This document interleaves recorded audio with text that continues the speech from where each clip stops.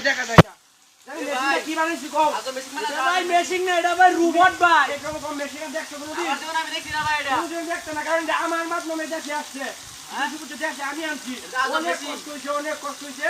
তোমার প্রায় 5,50,000 টাকা খরচ হয়েছে। এটা ভাই গোল মাছের মতো আগ করছে। দেখো না করা, কোটি না করা। তুমি আর দিও না, কারণ এটা বাইরে আছে। এটা অসাধারণ একটা দৃশ্য।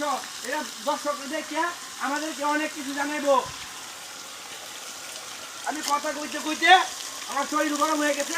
আমার রবট আমার পানি দিয়ে ঠান্ডা করে দিয়েছে। এই রবট যদি আপনি না করে নয়